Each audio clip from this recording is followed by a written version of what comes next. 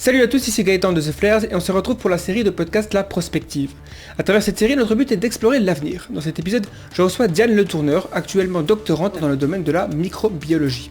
La thématique de ce podcast sera donc les risques de catastrophes biologiques planétaires. Des catastrophes d'origine biologique, comme une pandémie qui pourrait affecter le monde entier et décimer un grand pourcentage de la population mondiale, affectant les trajectoires menant vers des futurs positifs. Étant donné l'étendue du sujet, nous avons décidé de faire deux parties. La première concerne les pandémies naturelles et la deuxième, l'ingénierie de pandémies ou dite artificielle. On vous rappelle que pour un meilleur confort, vous pouvez choisir d'écouter le podcast en tâche de fond si vous êtes sur votre ordinateur ou tablette, ou alors de le télécharger directement sur votre téléphone pour pouvoir l'écouter n'importe où. Il suffit de chercher The Flares sur votre appli de podcast préféré. Profitez-en pour vous abonner afin de ne pas manquer les prochains podcasts ou encore de nous donner une revue. C'est une façon simple et rapide de nous donner un véritable coup de pouce. Et d'une manière générale, si vous aimez ce qu'on fait, vous pouvez nous soutenir, c'est possible sur Tipeee grâce à nos contenus premium sur le site The Flares et encore simplement en partageant et en parlant autour de vous de The Flares. On vous souhaite une bonne écoute, c'est parti. Une seule source pour tous vos besoins à outils, de la conception à la fabrication pour créer des services cloud, vérifiez les composants dont vous avez besoin sur fr.farnell.com. Semi-conducteurs, capteurs, connecteurs, cartes d'évaluation et plus encore, fr.farnell.com. Bienvenue sur le podcast de Flares. Alors merci Diane d'avoir accepté mon invitation pour discuter des risques de catastrophes biologiques planétaires, on va dire, avec notamment les pandémies naturelles et artificielles. Alors dans cet épisode, on va se concentrer sur les pandémies naturelles. Mais déjà, est-ce que tu pourrais te présenter, nous parler un peu de ton parcours et tes intérêts, voilà. Comme tu l'as mentionné, je m'appelle Diane Le Tourneur. J'ai fait mes études à l'ENS de Lyon, où je me suis spécialisée en microbiologie et immunologie. Et actuellement, je suis en doctorat sur un sujet qui est à l'interface entre la bactériologie et l'oncologie. J'étudie l'impact de toxines bactériennes sur le cancer du côlon. Et aussi, depuis plus d'1 an, je suis dans l'association Efficience, qui promeut la recherche impliquée, c'est-à-dire de la recherche qui part de problèmes sociétaux, qui essaye de diminuer la souffrance de la société. Et avec cette association, je suis dans le pôle risque, et on organise des conférences, des cours. On planifie également de créer des articles en lien avec des sujets de biosécurité.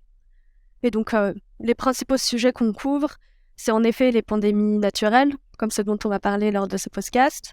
On a également la montée de l'antibiorésistance. On a aussi les cas de fuite de laboratoire, donc soit accidentelles, soit volontaires, bioterroristes.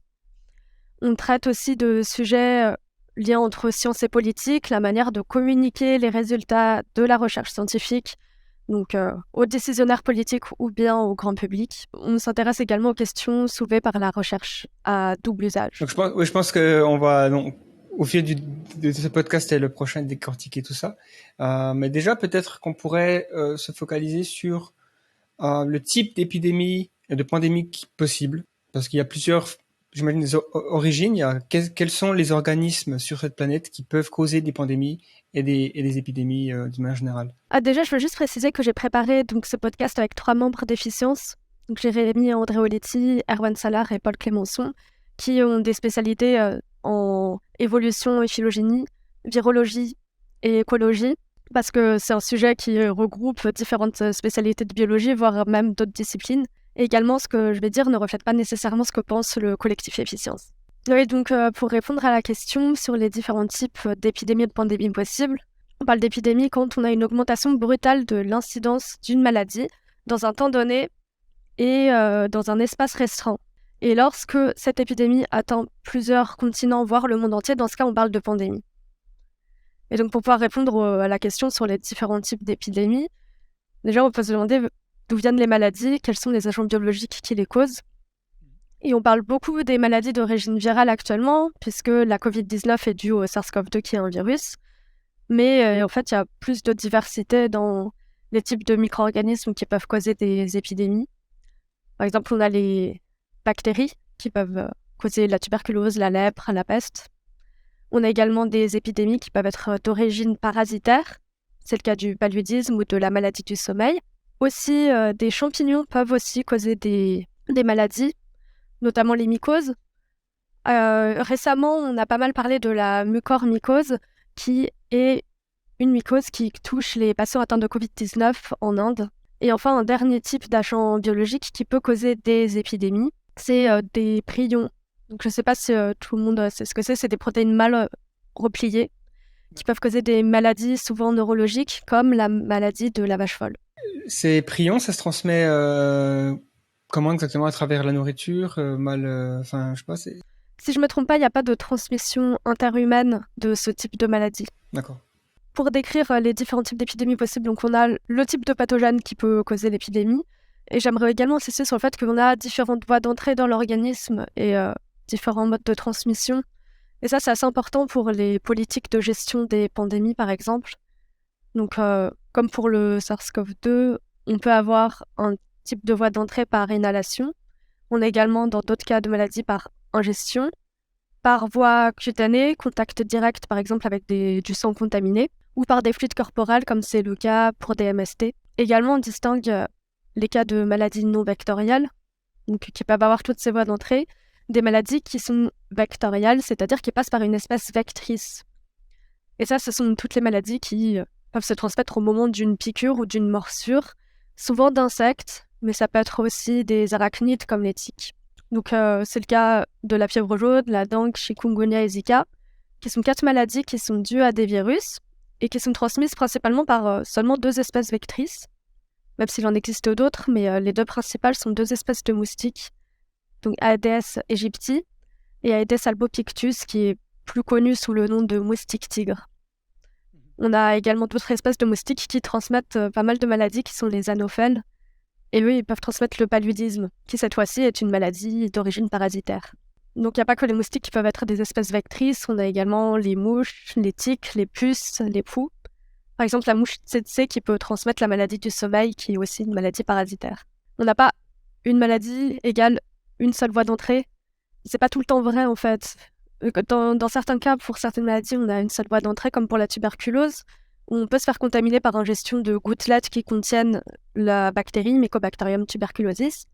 Mais en fait, dans d'autres cas, on a parfois une voie d'entrée prioritaire et des voies d'entrée qui sont plus rares, mais qui peuvent permettre de tomber malade aussi. C'est le cas, par exemple, des bactéries salmonelles qui sont responsables de la salmonellose et qui, le plus souvent, peuvent nous causer des gastroentérites par ingestion d'aliments contaminés. Mais c'est possible aussi de se contaminer par contact direct avec des animaux malades. Et enfin, un dernier cas, c'est que pour certaines maladies, c'est encore plus compliqué que ça parce que, en fonction de la voie d'entrée, on n'aura pas les mêmes symptômes et ça peut même causer des maladies qui ont l'air assez différentes. C'est le cas de la peste, par exemple. C'est dû à une même bactérie, la peste pulmonaire, quand on attrape la bactérie par inhalation, ou la peste bubonique, quand cette fois-ci, c'est transmis via un vecteur, les puces, au moment d'une piqûre. Ok, ouais, c'est intéressant ça, parce que c'est vrai qu'il y a eu plusieurs pestes dans l'histoire de l'humanité. Je crois que c'est 3 que j'ai vu dans certaines classifications, la peste de Justinien, donc pendant le début du Moyen-Âge, et puis ensuite la peste bubonique, c'est justement le terme bubonique qui est utilisé là, et je me suis toujours demandé pourquoi qu'est-ce que ça veut dire, quoi, bubonique? Lors d'une épidémie de peste, il y a les 2 formes de peste, pulmonaire et bubonique, puisque c'est la même bactérie, ça dépend vraiment de la voie d'entrée dans l'organisme. Et on parle de peste bubonique parce qu'on a la formation de grosseur des bubons au niveau des ganglions, alors que dans la forme pulmonaire, qui est d'ailleurs plus rare, et en l'absence de traitement antibiotique, on a quasiment 100% de mortalité pour la forme pulmonaire, alors que pour la forme bubonique, dans 40% des cas, les patients arrivent à survivre. Même si maintenant, avec les traitements antibiotiques, ça se soigne très très bien, mais donc il y a quand même des grosses différences, même en termes de survie.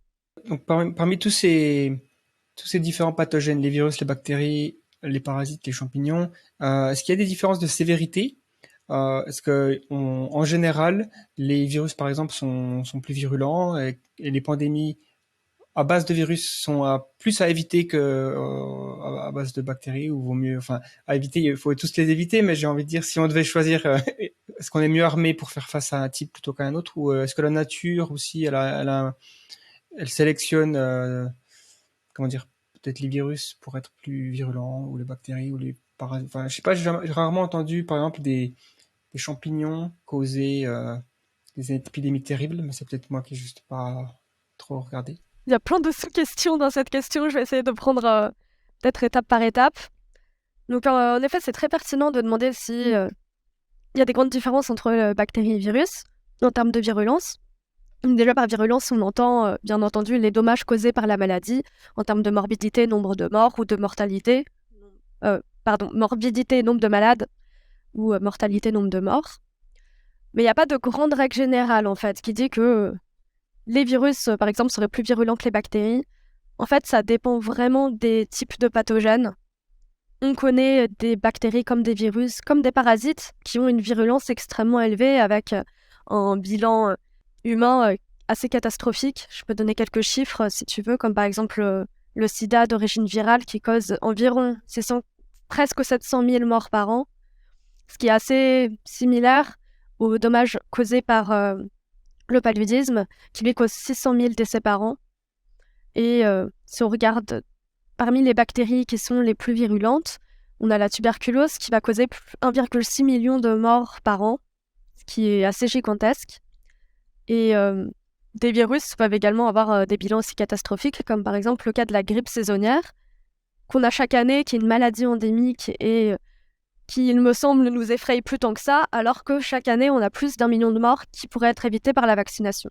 Donc on remarque que chez les bactéries, comme chez les virus, comme chez les parasites, on peut avoir des pathogènes qui sont extrêmement virulents. Je pense que l'une des grandes différences aujourd'hui entre les épidémies d'origine bactérienne et virale est que pour les bactéries, on dispose de traitements qui sont très très efficaces, les antibiotiques, pourvu qu'ils soient utilisés de manière raisonnée. Leur découverte a été principalement entre 1928 avec la découverte du premier antibiotique, la pénicilline, et le milieu des années 60. Et en moins d'un siècle, grâce à cette découverte d'antibiotiques, on a eu une augmentation de 10 ans de l'espérance de vie. Donc c'est assez remarquable et ça peut peut-être expliquer pourquoi, dans les pays développés qui ont un bon système de santé et un accès à ces médicaments, on n'observe plus d'épidémies d'origine bactérienne. Alors que dans les siècles passés, on observait régulièrement des épidémies de peste, variole, alors que maintenant, c'est plus le cas. Et c'est très probablement grâce à ces traitements. Même si actuellement, c'est remis en question par la montée de l'antibiorésistance, mais c'est une autre question. Oui, on y reviendra. Enfin, tu avais mentionné dans ta question, est-ce que les virus seraient sélectionnés pour être très très virulents? Et je pense que c'est important de prendre en compte aussi l'idée de transmissibilité, parce que forcément, pour qu'un pathogène puisse causer une épidémie, il faut non seulement qu'il nous rende malade, mais aussi qu'il puisse se transmettre d'humain à humain. Et pour ça, il y a eu une grande hypothèse, celle du trade-off, qui avait émergé dans les années 90 et qui suggérait qu'il y avait une sorte de compromis en fait entre virulence et transmissibilité et que le plus avantageux pour un pathogène, c'était de ne pas être à la fois très très virulent et très très transmissible. Et cette hypothèse était corroborée par certaines données qui en fait étaient en direct. C'était par exemple le fait que chez certaines bactéries comme Pasteurella rhamose, on avait une fitness qui était plus élevée pour des bactéries qui faisaient un load intermédiaire de spores. Mais en fait, c'est remis en question aujourd'hui cette hypothèse parce qu'on a trop de contre-exemples en fait.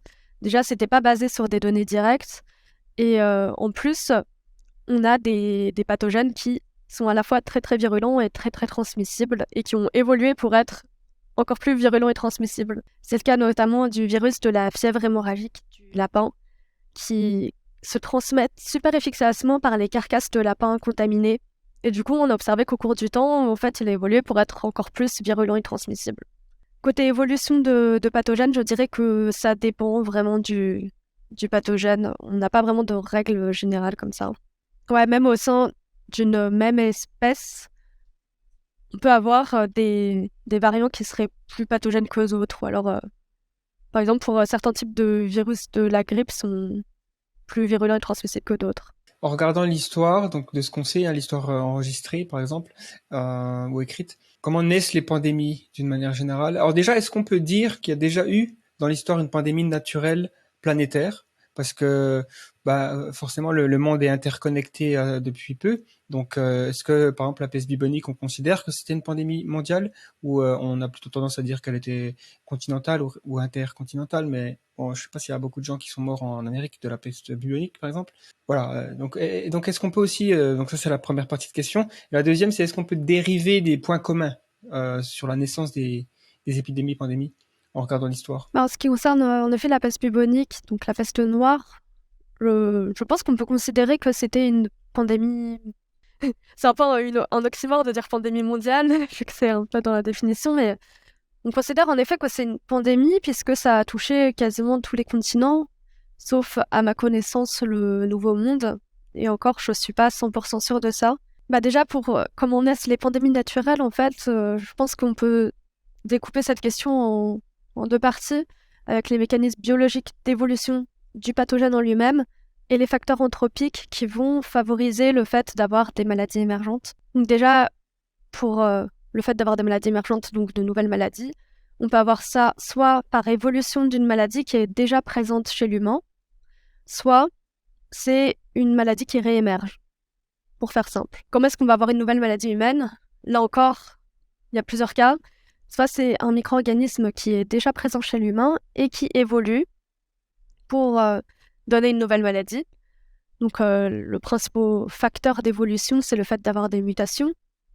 Ça, c'est un phénomène qui est aléatoire, qui a lieu lorsque un pathogène se réplique pour faire des nouveaux exemplaires de virus ou de bactéries. Il a besoin de répliquer aussi son génome, donc ADN pour les bactéries, ARN ou ADN pour les virus. Et c'est un mécanisme qui peut faire des erreurs. Et parfois, ces erreurs confèrent un avantage de sélection au pathogène. Et dans ce cas-là, on peut avoir une nouvelle maladie. Et d'ailleurs, souvent, c'est sur des motifs qui sont les plus soumis à des pressions de sélection qu'on peut avoir des modifications et de nouvelles maladies. C'est le cas notamment des motifs de surface, puisque c'est eux qui sont reconnus par nos anticorps, notre immunité adaptative. Et donc, dès qu'on a des mutations qui vont modifier ces motifs de surface, on a un nouveau pathogène, en fait, qui est plus reconnu par notre mémoire immunitaire. Et ça, on appelle ça d'ailleurs la dérive antigénique. Ce mécanisme qui fait que on a une nouvelle maladie parce qu'on n'est plus reconnu par la mémoire des maladies précédentes. Après, il y a d'autres mécanismes qui sont spécifiques des virus ou des bactéries qui peuvent les faire évoluer vers des nouvelles maladies. Notamment le fait que des virus assez proches phylogénétiquement peuvent fusionner et créer des virus chimères. Enfin, c'est pas vraiment de la fusion en fait, c'est plus que quand une cellule est infectée par deux virus assez proches, lorsqu'ils créent des nouveaux virions, des nouveaux virus, ils peuvent prendre des fragments d'un virus, des fragments de l'autre, et ça crée donc une nouvelle espèce virale. Et ça, c'est relativement fréquent pour des virus comme le virus de la grippe, qui en plus a un génome qui est fragmenté. C'est un peu le cas comme notre génome aussi, hein. On a plusieurs chromosomes, lui c'est un peu pareil. Il a 8 fragments d'ARN. Donc c'est possible lorsqu'on a deux virus de la grippe différents d'avoir un nouveau virus avec des fragments d'ARN d'un virus et des fragments de l'autre. Et on a des exemples d'épidémies de grippe qui ont été causées par une telle hybridation entre deux virus. Et ça peut être même des virus qui ne sont pas forcément deux virus de grippe humains. On a des cas avec des virus de grippe porcins, aviaires et humains qui peuvent comme ça faire une hybridation. Et pour les bactéries, on a un peu le même on a des mécanismes un peu similaires qui font que ça ne va pas être dû à une mutation, le fait d'évoluer. On a 3 mécanismes différents qui font que des bactéries peuvent incorporer des informations génétiques extérieures. Donc ça peut être soit par conjugaison, c'est un mécanisme qui fait que des bouts d'ADN qu'on appelle plasmides peuvent être transmis d'une bactérie donneuse à une bactérie receveuse. Et c'est un assez gros problème parce que ces plasmides contiennent souvent des gènes de virulence ou alors de résistance aux antibiotiques. Et donc ça veut dire que dès qu'on a une bactérie qui a cette résistance-là, elle peut le transmettre à ses voisines. Après, on a 2 autres mécanismes qui permettent comme ça d'avoir une évolution des bactéries, donc la transformation, le fait de pouvoir directement incorporer de l'ADN exogène de la bactérie. Et enfin, la transduction qui, cette fois, passe par des infections de virus appelés bactériophages parce qu'ils sont spécifiques de bactéries et qui peuvent incorporer des fragments d'ADN bactériens lorsqu'ils font des nouveaux virus et donc les réinjecter dans une bactérie, la nouvelle victime bactérie ensuite. Donc voilà, ça fait qu'il y a pas mal de mécanismes biologiques déjà qui naturellement arrivent et qui permettent l'évolution des micro-organismes parce qu'ils ne sont pas du tout fixés... leur génome n'est pas du tout fixé dans le temps, il y a quand même pas mal de processus d'adaptation à l'environnement, comme ça d'évolution. Mais il y a aussi en effet des facteurs anthropiques et les activités humaines qui peuvent influencer la survenue d'épidémies, voire de pandémies. Et Là, pour ça, déjà, si on regarde l'historique des épidémies ou pandémies passées, on remarque tout d'abord qu'il y a une sorte d'accélération de la survenue des épidémies, parce qu'avant le XXe siècle, on avait en gros une grosse crise sanitaire par siècle, alors que là, depuis le début du XXIe siècle, on a déjà vu 6 crises sanitaires majeures. 6 crises alors. Ah ouais. Oui, depuis le début du XXIe, c'est 6 crises qui sont toutes dues à des virus d'ailleurs. Donc c'est le SRAS, le syndrome respiratoire aigu sévère, aussi appelé SARS-CoV-1, le MERS-CoV. Donc là, pareil, c'est aussi dû à un coronavirus, c'est le coronavirus du Moyen-Orient. On a aussi eu la grippe A H1N1, on a eu Zika, Ebola et enfin la Covid-19. Donc on remarque que la moitié de ces 6 crises sanitaires récentes sont dues à des coronavirus, par ailleurs. C'est plus une par siècle, là, c'est une par décennie presque, enfin même plus. Enfin, C'est ça.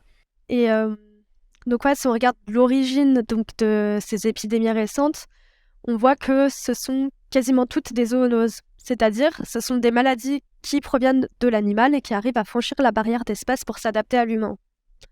C'est le cas pour donc le SRAS et le MERS-CoV, qui sont des zoonoses depuis la chauve-souris, avec un autre intermédiaire qui est la civette et le dromadaire respectivement. Pour le SARS-CoV-2, je vais pas... enfin, c'est pas encore clair et je vais pas m'aventurer sur ce sujet, mais c'est possible que ce soit aussi une zoonose depuis la chauve-souris. Ouais. Et après, c'est le cas aussi pour la grippe H1N1. Donc, j'avais mentionné le mécanisme d'hybridation entre différents virus, et là, c'est en effet un virus qui a des fragments de génome, donc 2 virus de la grippe humain, porcin et aviaire. Après, on a le virus Zika qui lui provient du... Enfin, c'est une zoonose depuis les singes, et Ebola qui est une zoonose depuis les chauves-souris. Donc là, on observe qu'avec ces exemples de pandémies récentes, toutes sont des zoonoses, toutes sont virales. Juste pour parler un peu plus des zoonoses, si on regarde les maladies émergentes, en effet, qui sont plus récentes, on a 75% d'entre elles qui sont des zoonoses. Sachant que si on prend toutes les maladies humaines qui sont présentes actuellement, c'est 60%. Donc on a non seulement une accélération dans la survenue des crises épidémiques, mais également de plus en plus de zoonoses, donc de franchissement de la barrière d'espèce de l'animal vers l'humain, de ces pathogènes. Et ça, en fait, il y a plusieurs explications par des facteurs anthropiques, et on peut considérer probablement que les crises sanitaires actuelles sont le fruit de l'Anthropocène. On a une augmentation de l'urbanisation des échanges qui, pour n'importe quel type de maladie, que ce soit des zoonoses ou pas, fait que dès que les foyers se développent plus vite, et également, on a plus facilement la création de nouveaux foyers infectieux dans des zones géographiques éloignées. Pour ce qui est des zoonoses, on peut l'expliquer par une augmentation de la proximité entre humains et animaux. C'est le fait que nos micro-organismes n'ont pas coévolué dès qu'on ne cohabitait pas ensemble, et donc notre organisme n'est pas adapté en fait à des pathogènes ou à des micro-organismes animaux que vous ne connaissez pas avant. En fait, c'est un peu le même principe que lors de la rencontre entre l'Ancien et le Nouveau Monde. Les Amérindiens n'étaient pas du tout adaptés à la variole qui venait de l'Europe, et donc beaucoup sont morts à cause de cette maladie, et de même, les colons européens n'étaient pas adaptés à la syphilis qui venait du Nouveau Monde. Là, c'est exactement le même principe. Dès qu'on rencontre comme ça un pathogène pour lequel on n'est pas adapté, ça va créer une maladie émergente. Et donc, on a différents facteurs qui vont augmenter la proximité entre humains et animaux, comme par exemple la déforestation. C'est expliqué par le fait qu'on a des espèces animales qui avant vivaient en profondeur dans la forêt et qui donc ne cohabitaient pas avec l'humain, mais le fait de continuer à gratter du terrain en déforestant fait qu'on rencontre ces animaux et leurs pathogènes. Et donc ça peut favoriser la survenue d'épidémies. Et juste pour donner quelques chiffres, c'est assez énorme en fait, les taux de déforestation actuels. Entre 2004 et 2017, on a eu 43 millions d'hectares de forêt qui ont été éliminés. Et le principal facteur de déforestation, c'est la conversion des terres en des forêts en terres agricoles ou zones de pâturage. Et l'un des principaux fronts de déforestation est l'Amazonie, où la principale cause de cette déforestation, c'est la plantation de cultures de soja pour les élevages européens. Donc c'est du soja pour nourrir les animaux qui sont consommés en Europe. Et donc c'est assez important de réaliser aussi que notre mode de vie et notre consommation en Europe peut avoir un impact aussi sur d'autres régions du monde. Mhm. Et Bien il sûr. faut savoir que la législation ne suffit pas en fait, parce que légalement, on pourrait encore ôter 88 millions d'hectares au Brésil, donc en Amazonie, avec les réglementations actuelles. Donc, c'est un assez gros sujet d'inquiétude pour les pandémies à venir. Par exemple, en Amazonie, quel type d'animaux seraient susceptibles ou sont les plus probables d'être les vecteurs de nouvelles zoonoses? Parce que bon, j'imagine qu'ils ont aussi des chauves-souris en Amazonie. Oui, oui, oui. Bah, c'est sûr que dans les principaux... On parle pas forcément de vecteurs dans ce cas-là, c'est plus des réservoirs animaux en fait. Ouais, Le vecteur, c'est vraiment qui transmet le pathogène au moment d'une morsure ou d'une piqûre. d'accord. C'est vrai que c'est principalement des chauves-souris qui vont être des réservoirs de pathogènes. Mais après, il y a aussi le cas d'autres animaux sauvages, comme du bétail, que ce soit des herbivores, animaux sauvages ou bien ceux d'élevage. On peut avoir des oiseaux aussi. Enfin, en réalité, c'est assez diversifié, même si en effet, c'est principalement les chauves-souris quand même. Parce que ça peut être aussi des cas de zoonose presque indirecte il y a plusieurs espèces qui se sont touchées, qui finissent par arriver à l'homme. Par exemple, une chauve-souris qui mord une vache, et cette vache qui va se retrouver près des humains, et à un moment donné, il y a contact, et ça crée un pont. Oui, c'est ça. En effet, on parle d'hôtes intermédiaires dès que c'est pas directement, par exemple, la chauve-souris qui va contaminer les humains. C'était le cas... Enfin, ça peut être le cas, par exemple, avec la rage. Il y a pas mal d'exemples où ce sont des renards sauvages qui étaient atteints de la rage, qui ont contaminé des chiens domestiques, qui ont même contaminé des humains. Donc, en effet, c'est pas forcément direct. Et même avec la grippe, parfois, pour la grippe aviaire, on a le cochon comme hôte intermédiaire. J'étais en train de me dire, vu que c'est quand même le risque d'avoir de nouveau épidémies émergentes et le résultat d'avoir pas évolué en cohabitation avec certains animaux, mais vu qu'on a domestiqué les animaux comme les vaches, les cochons, les poulets, les chiens, les chats, tout ça, depuis 10 000 ans, hein, donc on peut se dire que c'est pas ces animaux-là qui sont les plus susceptibles de transmettre les maladies, mais vu que c'est indirect, comme tu disais, c'est intermédiaire, ça fait sens, ouais. Même un chien, c'est vrai qu'à part la rage, il n'y a pas beaucoup d'exemples enfin, peut-être qu'il y en a, mais je connais pas d'exemples de chiens ou chats qui font naître des nouvelles maladies. La fièvre du chat, des trucs comme ça. C'est vrai que c'est pas eux l'espèce chez laquelle le pathogène va faire directement le franchissement de la barrière d'espèce, en fait, ouais. Mais en tout cas, c'est vrai que le fait que, comme ça, on ait des hôtes intermédiaires qui puissent être nos animaux de compagnie ou des animaux d'élevage, hein, c'est mis en avant par l'approche santé globale qui a de plus en plus de résonance dans le monde scientifique ou académique.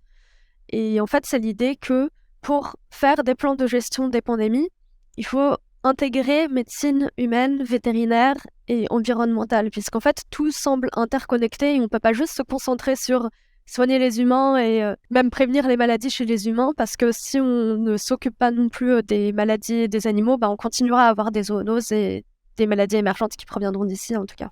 Mhm. Donc ça implique des campagnes de vaccination pour les animaux domestiques, c'est ça aussi, entre autres. Donc ça fait partie, même si c'est plus les animaux d'élevage en fait qui pourraient nous transmettre des maladies. Ça c'est un facteur qui augmente aussi la survenue des maladies, parce qu'avec l'intensification des élevages, une augmentation de la production animale par 6 en 50 ans, dès qu'on a un commencement d'épidémie chez quelques animaux de l'élevage, très rapidement, vu que les animaux sont les uns sur les autres, on aura tout l'élevage qui peut être contaminé et contaminer également les éleveurs et ensuite faire un foyer épidémique. Pour ce qui est des élevages, ça peut favoriser également la montée de l'antibiorésistance parce qu'il y a certaines pratiques qui sélectionnent des bactéries résistantes aux antibiotiques. Il y a des antibiotiques qui peuvent être utilisés dans les élevages comme facteurs de croissance ou alors comme prophylaxie, c'est-à-dire que les animaux sont en permanence sous traitement antibiotique pour anticiper la survenue d'éventuelles maladies. Et ça, c'est une catastrophe parce que les animaux sont pas malades et en permanence, on élimine en fait les bactéries qui sont sensibles aux antibiotiques pour sélectionner que les résistantes. Et heureusement, ces deux pratiques d'élevage sont interdites en Europe depuis 2006 et 2022 respectivement, mais c'est pas le cas dans toutes les régions du monde. Et on voit que c'est assez récent pour la prophylaxie, c'est l'année dernière seulement que ça a été interdit. Ouais, ça me semble être absolument désastreuse cette idée. Bon, on en discutera peut-être un peu plus en détail plus tard, spécifiquement de l'antibiorésistance, les antibiotiques, la résistance antibiotique. Des fois, je mélange l'anglais et le français, mais ok. Donc ouais, non, mais c'est super intéressant. Et puis, est-ce qu'on sait pourquoi, par exemple, les chauves-souris semblent être vraiment le foyer propice à des trucs émergents comme tu as mentionné, le SARS-1, ça semble être un réservoir assez particulier. C'est vrai que c'est une très très bonne question. Je suis pas sûre que dans la communauté scientifique, on ait vraiment une réponse à apporter. Je sais qu'on a observé que les chauves-souris étaient en effet porteuses de plein de maladies et de pathogènes humains, sans être elles-mêmes malades. Mais pour ça, je ne saurais pas dire exactement biologiquement pourquoi. Ouais, c'est un mystère. Bon, en tout cas, c'est intéressant de se poser la question. J'essaierai de regarder s'il n'y a pas un petit peu de réponse. C'est une sorte de machine à produire des trucs qui font peur. Il y a aussi, donc bon là, c'est une question un peu geek, c'est-à-dire qu'en ce moment, il y a, enfin, ça s'est fini récemment, mais il y a une série qui a bien marché, qui est issue d'un jeu vidéo, qui parle justement d'une pandémie mondiale qui a éradiqué quasiment toute la population, mais qui est basée sur des champignons, à savoir le Ophios cordyceps, le cordyceps. La particularité dans la série, c'est que c'est un champignon qui arrive à, entre guillemets, zombifier son hôte. Et donc, je sais que les fourmis qui sont infectées par ce champignon, et donc ça c'est vrai, hein, c'est pas que dans la série, voient leur fonction complètement piratée par ce champignon, et donc elles ne sont plus capables d'être autonomes, elles sont guidées par ce champignon pour reproduire le cycle de perpétuation, de reproduction. Et donc forcément la série se pose la question, et si ça arrive aux humains? Et la question que j'ai, c'est est-ce que c'est crédible? Est-ce que ça pourrait un jour arriver? Est-ce que ce type de scénario un petit peu science-fiction pour l'instant, mais est-ce qu'on a des raisons de s'inquiéter ou pas? Alors déjà, on n'a jamais observé pour l'instant d'épidémie qui serait causée par des champignons. Donc il faut savoir que déjà les maladies humaines fongiques sont principalement d'origine environnementale, c'est-à-dire qu'on n'a pas, ou très rarement des transmissions interhumaines, sauf peut-être pour certains types de mycoses, mais en tout cas généralement c'est dans l'environnement qu'on arrive à se contaminer. Et également, c'est relativement bénin ce type de maladie parce que ça ne menace pas la survie des patients et ça devient grave seulement dès que les patients ont des comorbidités ou alors qu'ils ont d'autres pathologies comme le cancer ou une immunodépression. Donc pour l'instant, en tout cas, on n'a pas de maladie entre guillemets grave due à des champignons. Donc, parmi les mycoses, peut-être on aurait les aspergilloses qui seraient peut-être un petit peu plus graves. C'est un certain type de mycoses qui sont dus à des champignons du type Aspergillus. Et ces champignons peuvent former des spores qui est un mode de vie assez résistant, donc en mode où ils ne se multiplient pas et où ils peuvent survivre à de grosses pressions environnementales, puis ensuite se remultiplier une fois qu'ils ont réussi à infecter un hôte. Et pour cette maladie, ça se transmet par inhalation des spores fongiques. Mais encore une fois, chez des patients en bonne santé, ça reste assez bénin. Ouais, pour la question de la zombification, donc en effet, ça existe chez les fourmis. Là, dans le cas du champignon qui a été décrit dans The Last of Us, dans la vraie vie, ça change le comportement des fourmis pour qu'elles s'accrochent en haut des brins d'herbe et qu'elles aient plus de chances donc de se faire brouter par des moutons. Ouais. Et que le cycle de vie du pathogène puisse comme ça continuer. En fait, on a des exemples de zombification aussi chez des mammifères. Mais là, les exemples que j'ai, c'est pas avec des champignons, c'est avec des parasites. Notamment avec le parasite qui cause la toxoplasmose et qui peut modifier le comportement des rats. Ça fait que ça va diminuer leur répulsion pour l'urine de chat ou même provoquer une attirance. Donc pour la survie des rats, c'est pas du tout bénéfique, on va dire. Et il y a certaines explications biologiques qui ont été données pour essayer de comprendre pourquoi un parasite peut comme ça modifier le comportement d'un mammifère.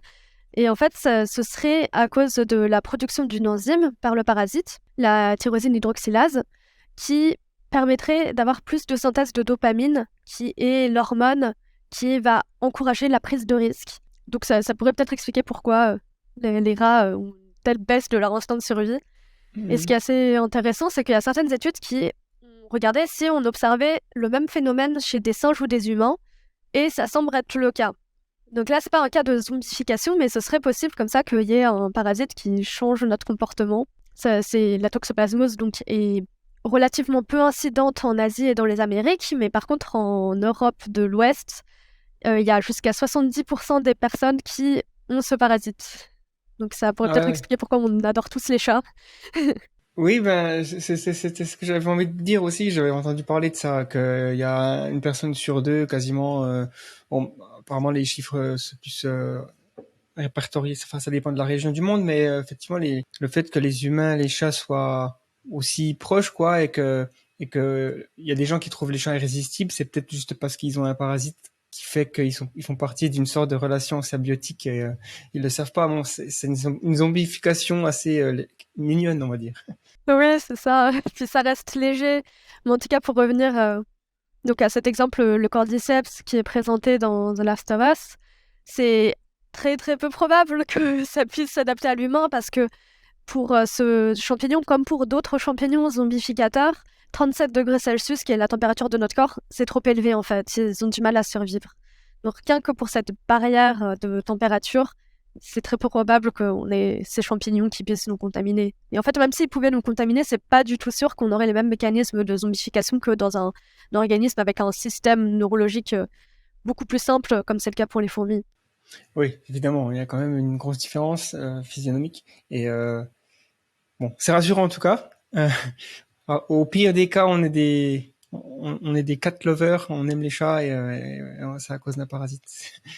T'en as un petit peu parlé avant, cette idée qu'il y ait cette théorie comme quoi un virus pourrait avoir une sorte de compromis entre létalité et transmissibilité. Donc, est-ce que ça voudrait dire que, en théorie, une pandémie d'origine naturelle ne pourrait jamais éradiquer 100% de la population humaine? Quand même, c'est très très peu probable qu'une pandémie d'origine naturelle puisse exterminer 100%, voire presque 100% de l'humanité, rien que par le fait que nous sommes très très différents en termes d'immunité.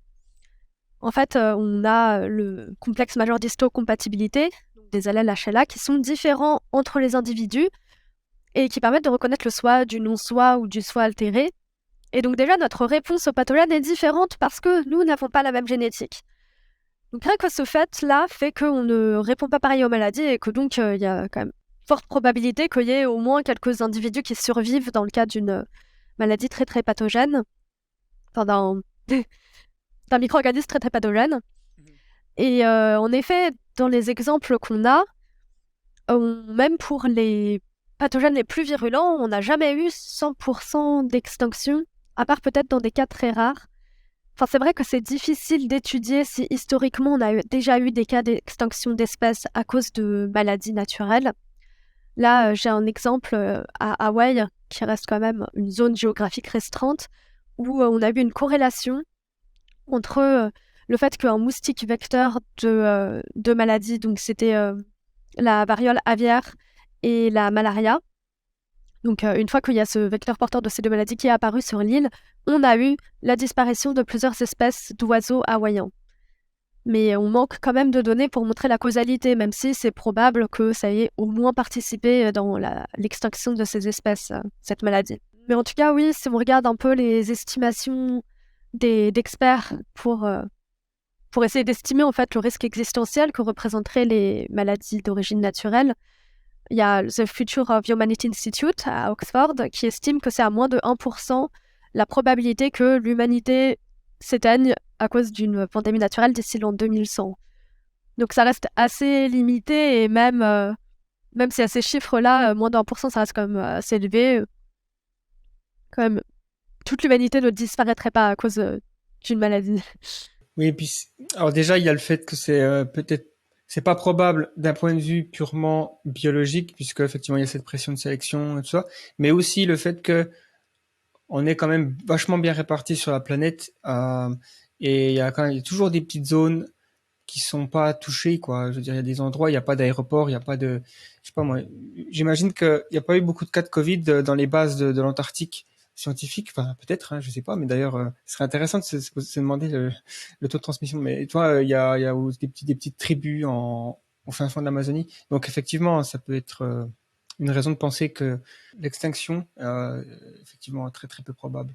Bon, ça n'empêche pas que si c'est 50% de disparition, ça reste c'est ce qu'on appelle justement une catastrophe biologique planétaire ou mondiale qui change complètement la course de la trajectoire de l'humanité vers l'avenir. Ah oui, clairement, c'est un gros problème que va devoir, enfin, auquel fait face l'humanité actuellement et auquel nous devrons encore faire face dans les années futures si on continue à avoir cette accélération de la survenue des crises sanitaires. C'est clair. Pour moi, ça reste un énorme problème, même si on n'a pas 100% de la population qui disparaît. Ouais, bien sûr.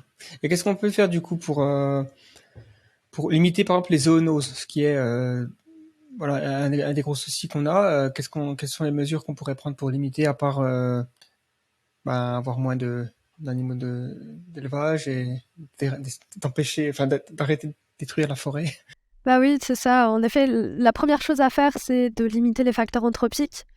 Je n'ai même pas fini de tout détailler. On a aussi le fait qu'il y ait la vente d'animaux sauvages, par exemple. C'est pas trop le cas en Europe, mais c'est le cas pas mal en Asie, où la chaîne du froid est beaucoup moins fiable qu'en Europe, et où donc, pour leur consommation de viande, ils préfèrent acheter des animaux vivants.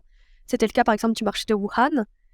Et ça, pareil, ça peut favoriser les zoonoses en mettant en contact des espèces très variées avec les humains. Donc il y a ce phénomène-là. Il y a aussi...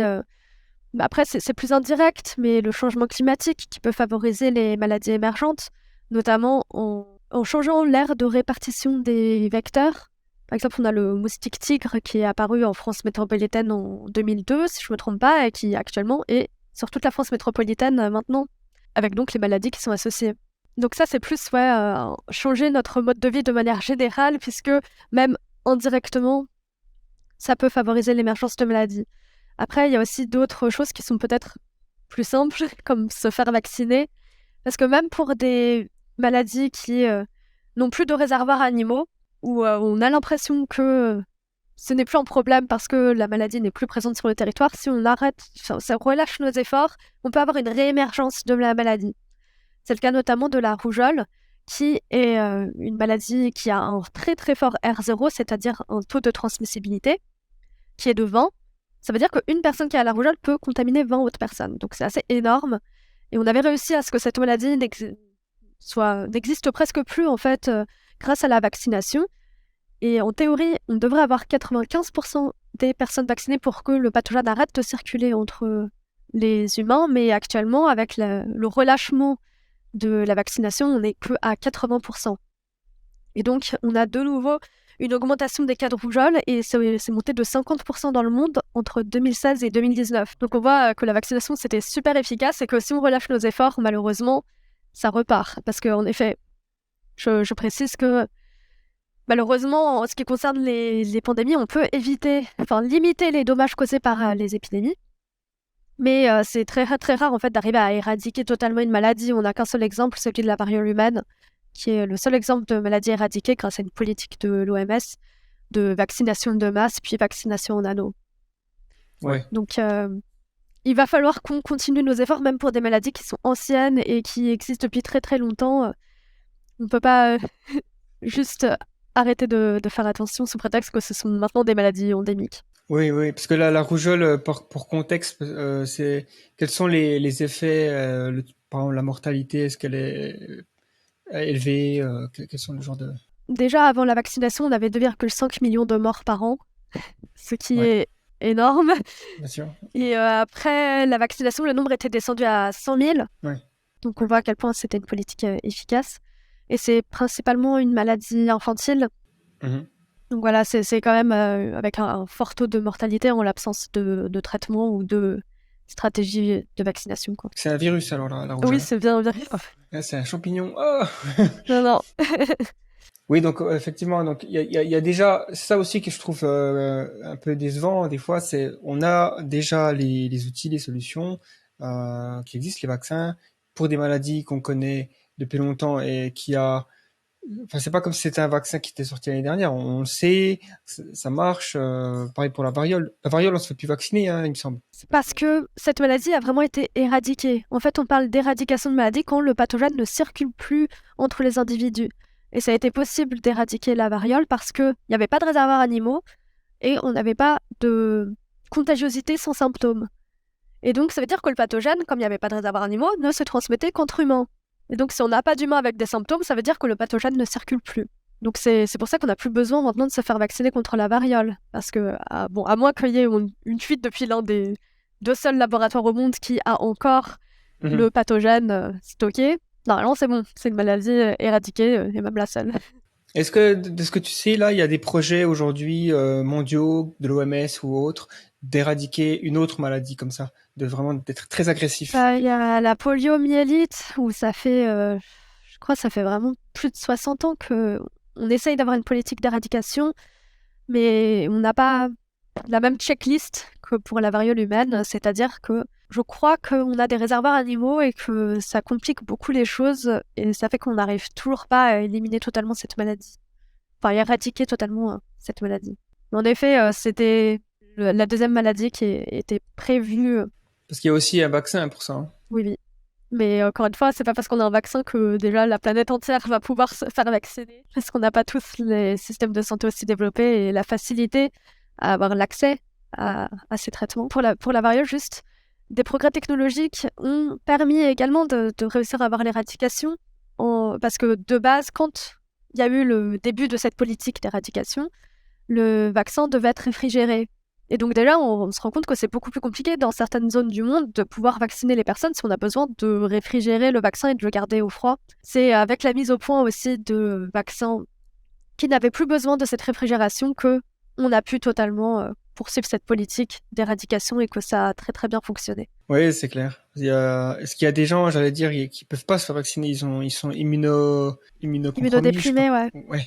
Après, ça dépend, mais oui, généralement, les personnes qui sont immunodéprimées ne peuvent pas se faire vacciner parce que le principe de la vaccination, c'est d'avoir une mémoire immunitaire contre le pathogène.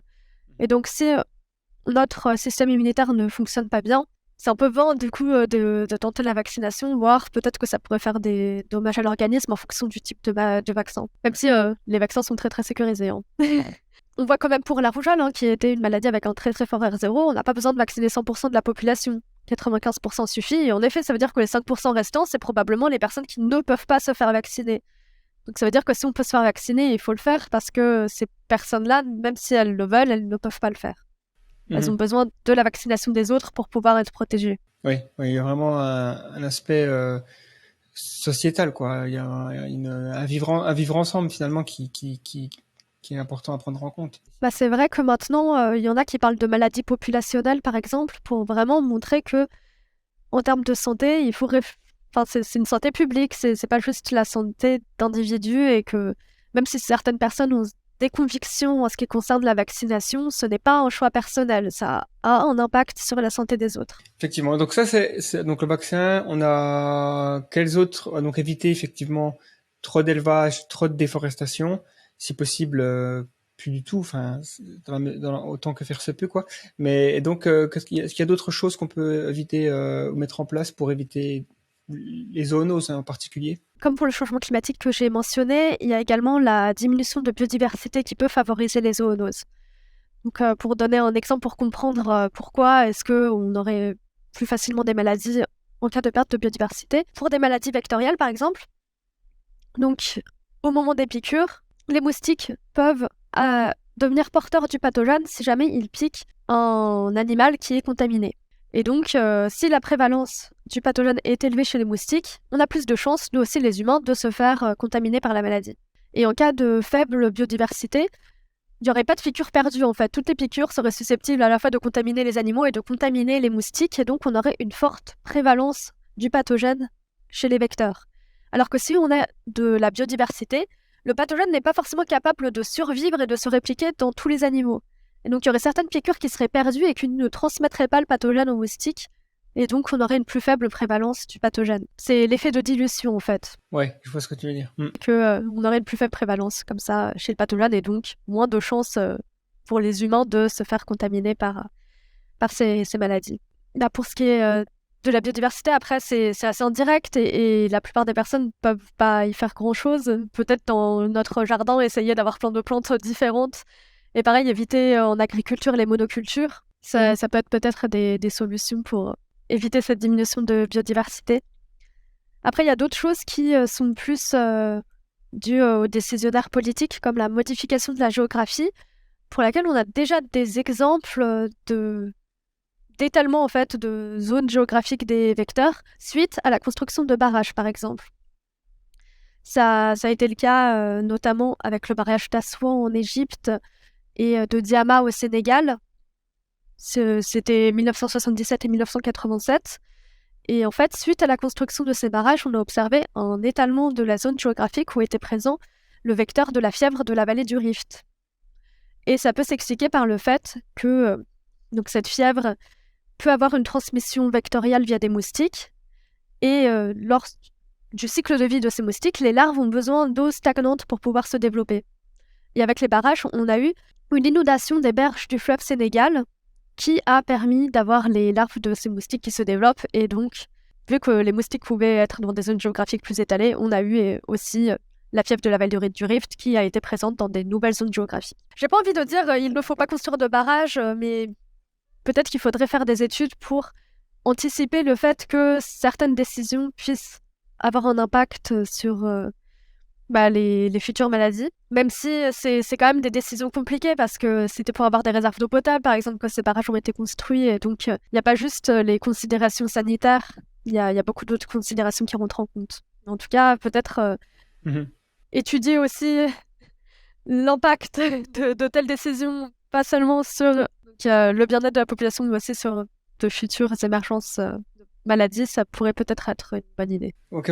Et donc, il y a aussi un truc qui fait un peu peur quand on anticipe un petit peu les décennies qui viennent. C'est donc quand tu mentionnais le réchauffement climatique qui pourrait donc impacter les zones comme le permafrost, donc faire dégeler des endroits où potentiellement il y aurait des virus anciens, des virus qui datent de, je sais pas moi, l'âge de pré-agricole ou des 100 000 ans, 200 000 ans, je sais pas combien de temps ça peut vivre sous gelé comme ça, mais en tout cas ces virus-là pourraient, ou des bactéries peut-être, refaire surface, et donc on n'a aucune immunité face à eux, parce que peut-être qu'ils ont évolué avant même l'apparition de la lignée hominidée sur Terre, et donc là on est face à quelque chose qui pourrait vraiment faire mal. À quel point on doit être inquiet vis-à-vis de ça? En effet, on a des données qui suggèrent que des virus très anciens ou des bactéries anciennes puissent encore se multiplier après des congélations du permafrost. Pour les virus, il y a des chercheurs qui ont réussi à mettre en culture des virus géants en laboratoire, et ces virus avaient des dizaines de milliers d'années. Et pourtant, issus du permafrost, ils ont encore réussi à les faire se multiplier. Mais après, il faut garder à l'esprit que c'était dans des conditions de laboratoire.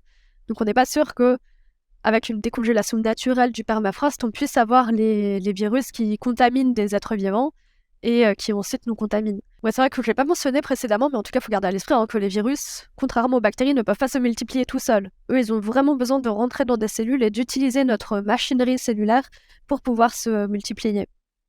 Donc ça veut dire que dès que le permafrost décongèle, ils doivent quand même peut-être assez rapidement réussir à contaminer un être vivant pour pouvoir ensuite créer des nouveaux virus. Mais en tout cas, oui, ces virus qui avaient été mis en culture en laboratoire étaient non pathogènes pour l'homme. Et ça reste quand même dans des conditions où on a tout fait pour qu'ils arrivent à se multiplier. Ça montre déjà que dans certaines conditions, des virus très très anciens peuvent encore être actifs. Et pour ce qui est des bactéries, on n'a pas énormément d'exemples. On a l'exemple de la crise en Sibérie en 2016, où il y avait un renne qui était contaminé par l'anthrax, donc la maladie du charbon, qui, avec des congélations du permafrost, a causé donc un mini foyer je sais pas si on peut dire épidémique, mais en tout cas plusieurs cas humains d'anthrax suite donc à la décongélation de ce renne qui était resté 75 ans dans le permafrost. Donc c'est plus récent là pour cet exemple avec l'anthrax, mais tout de même ça montre que on a un exemple en tout cas de contamination humaine à partir de micro-organismes qui étaient contenus dans le permafrost. Ok.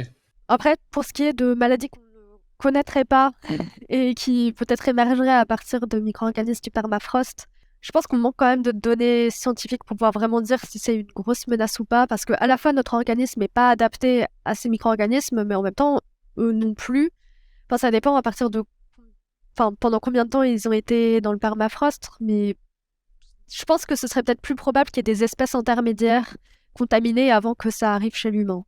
Ouais, parce que c'est vrai que je pensais là tout de suite, ça arrive qu'on retrouve par exemple des mammouths congelés dans des très bonnes conditions et on pourrait se dire que peut-être si jamais ce mammouth-là il avait une infection à l'époque où il est mort, bah peut-être que ces virus-là ou carrément un homme l'homme de Tutsi là où je sais plus comment il s'appelle, une sorte d'homme de Néandertal ou un Homo sapiens il y a de l'âge de glace qui se retrouve piégé, qui avait un virus. Est-ce que tu sais si lorsqu'on découvre ce type de vestiges, on approche l'organisme congelé avec des protections, c'est considéré comme quelque chose de dangereux ou Bah, alors il me semble qu'en archéologie, on a énormément de protection, mais pour éviter de contaminer l'échantillon. Ouais, c'est l'inverse, ouais. Mais après, ces protections, ça fait qu'on se protège aussi nous-mêmes, hein, mais de base, on les met pas pour se protéger soi. Choper la grippe du mammouth. Et je pensais aussi, comme on dit que les antibiotiques, ça a été une révolution sanitaire hein, lorsque ça a été découvert. Ça a permis d'augmenter l'espérance de vie de 10 ans. Enfin, c'est vraiment un achèvement glorieux, quoi, on va dire, pour l'humanité. Est-ce que on s'attend à quelque chose de similaire pour les virus? Est-ce que c'est impossible qu'un jour on fasse une découverte cruciale et qu'on découvre des antiviraux, pour le coup, qui seraient vraiment efficaces, pardon, pour quasiment tous les virus? Bah, disons que malheureusement, moi, c'est quand même deux mondes très très différents, les bactéries et les virus, hein. Déjà, première raison, parce que les bactéries ont vraiment des motifs conservés à leur surface et aussi des voies métaboliques en gros qui sont conservées pour pouvoir réussir à se multiplier. Et souvent, donc, ce sont ces voies-là qui sont ciblées par les antibiotiques. On n'a pas cette conservation-là pour les virus, ils sont beaucoup plus petits et leur surface est beaucoup plus différente qu'avec des bactéries. Par exemple, pour les bactéries, on a deux grands types, les grammes positives et les grammes négatives, qui n'ont pas la même paroi. Et elles ont des constituants de leur paroi bactérienne qui sont les mêmes pour toutes. Le peptidoglycane, par exemple, ça reste le même. Après, il peut y avoir certaines modifications ensuite qui fait que certains antibiotiques ne le reconnaissent plus, mais de manière générale, quand même, on a une architecture de la bactérie qui est relativement bien conservée, ce qu'on n'a pas chez les virus. Donc déjà, rien que pour cette raison-là, je pense pas qu'on puisse découvrir comme ça d'antiviraux qui soient très très conservés. Et aussi parce que, a priori, si ça existait, on l'aurait probablement déjà découvert, hein. Pour les antibiotiques, c'est des molécules naturelles qui, de base, servent à de la compétition interespèces dans l'environnement, peut-être dans le microbiote aussi, où la plupart sont produits par des bactéries ou des champignons qui servent à éliminer leur concurrence, en fait, à éliminer les autres bactéries et champignons qui peut-être sont en compétition aussi pour la niche écologique. Oui, oui. Donc c'est quand même pas du tout le même monde avec les virus qui, eux, n'ont pas besoin en fait de s'installer dans une niche écologique comme ça pour se multiplier parce qu'ils ont besoin de rentrer dans d'autres cellules pour pouvoir faire des nouveaux virus. Donc déjà, les deux mécanismes de réplication de multiplication font que probablement on n'a pas comme ça d'antiviraux qui soient plus globaux. Ouais, parce que ceux qu'on a aujourd'hui, ils sont vraiment spécifiques à un type de virus. Comment ça fonctionne exactement un antiviral? C'est assez varié, hein, j'ai envie de dire. Ouais. Après, souvent, quand même, dans le cas de maladies virales, on traite plus les symptômes que vraiment on essaye activement d'éliminer le virus. Par exemple, on essaye de faire diminuer la fièvre, la toux ou d'autres choses comme ça. Mais après, je suis plus bactériologue que virologue. D'une manière plus holistique, on va dire. Donc là, on a un petit peu effleuré la question sur les zoonoses, comment on peut éviter les zoonoses. Mais d'une manière générale, comment on peut se prévenir des pandémies naturelles? Est-ce que c'est la même réponse? Enfin, il y a une partie de la réponse qui est la même. Mais est-ce qu'il y a peut-être d'autres mécanismes à mettre en place au niveau international, au niveau de détection? Parce que je sais qu'il y a des propositions aujourd'hui qui commencent à... Enfin, il y a des gens qui se posent la question, quand on a eu Covid, maintenant, qu'est-ce qu'on fait pour éviter la prochaine? Et surtout être mieux préparé? Des systèmes d'alerte qui pourraient nous permettre de réagir plus vite. Est-ce qu'on ne peut pas imaginer carrément des lampes à UV spéciales qui nettoient les surfaces en permanence, enfin quelque chose comme ça, quoi. En effet, il y a certaines initiatives internationales qui essayent un peu d'avoir des consensus entre différents pays pour arriver à des plans d'anticipation de futures épidémies. Je pense notamment à l'initiative PRESOD, qui vise à limiter l'émergence de nouvelles maladies zoonotiques. En effet, l'une des stratégies, ça peut être d'essayer de détecter au plus vite le cas d'une nouvelle épidémie et de le signaler rapidement aux autorités aussi, parce que en moyenne, c'est environ 21 jours entre le début d'infection suspecte et le fait de le signaler aux autorités, et donc d'avoir un plan de réponse, ce qui est assez énorme parce qu'en une vingtaine de jours, on a le temps d'avoir... c'est comme pour les incendies, en fait. Si on ne les déclare pas au plus tôt, tout de suite, on a plus de dommages ensuite. C'est exponentiel. Et donc, pour pouvoir réussir à détecter au plus vite les cas d'épidémie, il y a des mesures d'épidémiosurveillance, par exemple, qui sont proposées et qui sont d'ailleurs déjà mises en place. Ça vise en fait à surveiller la quantité de pathogènes dans des zones cruciales, comme par exemple des aéroports ou d'autres zones de forte circulation qui sont à même de devenir des foyers épidémiques. Et donc là, ça consiste à faire de la métagénomique et de l'analyse de séquences dans les eaux ou dans l'alimentation, par exemple. Pour l'alimentation, il y a aussi des plans qui sont faits par l'ANSES, donc l'Agence nationale de sécurité sanitaire de l'alimentation. C'est très très surveillé, en effet, parce qu'on n'a pas envie de vendre des aliments contaminés à tout le monde. Et par exemple, leur politique d'épidémiosurveillance est assez poussée, avec 60 000 prélèvements annuels et 800 000 résultats d'analyse. Donc on se rend compte que c'est une approche qui à la fois a l'air prometteuse, parce qu'on se dit on va réussir à détecter tôt s'il y a une augmentation dans les eaux, par exemple, d'un pathogène, et donc pouvoir réagir plus vite. En même temps, on se rend compte que c'est assez énorme. Il faut une bonne capacité de séquençage, avec une bonne profondeur pour arriver à détecter bien les séquences. Et aussi, ça veut dire qu'il faut savoir à quel pathogène appartient une séquence, en fait. Parce qu'on peut imaginer très bien que il y a une séquence inconnue qui, soudain, ait une augmentation d'incidence. Mais on ne saura pas forcément déjà si c'est un pathogène ou pas, parce que dans l'environnement, ça foisonne en fait de micro-organismes dont la majorité sont bénins pour l'humain. En tout cas, c'est clair que pour ces stratégies d'épidémiosurveillance, ça ne suffit pas de regarder la quantité de pathogènes à un temps T. C'est vraiment, l'information est vraiment contenue par l'augmentation de la quantité d'un pathogène. Et peut-être qu'il faudrait réussir à déterminer également la vitesse d'augmentation, ainsi que la durée à laquelle ce pathogène est plus présent, et aussi un seuil à partir duquel cette augmentation devient quelque chose de menaçant, on va dire. Enfin, en tout cas, ça semble être les trois axes vers lesquels on va faire plus de recherches pour améliorer nos stratégies d'épidémiosurveillance. Mais en tout cas, tous les scientifiques ne sont pas énormément convaincus par ces approches, parce qu'en effet, c'est très très lourd en termes de données, en termes d'analyse. Il faut pouvoir également avoir des résultats qui sont partagés au niveau international, voire peut-être mondial. Et peut-être que c'est plus simple, entre guillemets, de se concentrer sur certains pathogènes qui sont plus à même de causer des épidémies chez l'humain, qu'on connaît bien, et d'avoir donc des tests de diagnostic plus ciblés sur ces pathogènes-là, plutôt que d'essayer de regarder en fait toutes les séquences et d'arriver à en tirer des informations. Bien sûr. En effet, en ce qui concerne les tests diagnostiques, là aussi, on a pas mal de progrès à faire. Déjà, on en a fait beaucoup, mais avoir des meilleurs tests diagnostiques pourrait permettre également de limiter les dommages causés par les maladies, ou même d'éviter d'avoir des nouvelles pandémies naturelles, en arrivant à identifier au plus vite quel est le pathogène qui cause telle maladie, pour réussir à répondre plus rapidement. Même si déjà il y a eu beaucoup de progrès, parce que pour le VIH en 1983, on avait mis 5 ans à réussir à identifier le virus responsable. Alors que dans le cas du SARS-CoV-2, on a mis que quelques jours à avoir énormément d'informations sur ce virus. Donc déjà, on voit que les progrès technologiques et les connaissances fondamentales aussi sur les pathogènes sont absolument cruciaux pour arriver à avoir des réponses rapides au cas de survenue de pandémie. En tout cas, c'est très peu probable qu'on arrive à empêcher la survenue des pandémies. Maintenant, notre objectif, c'est d'arriver à répondre au plus vite et au mieux.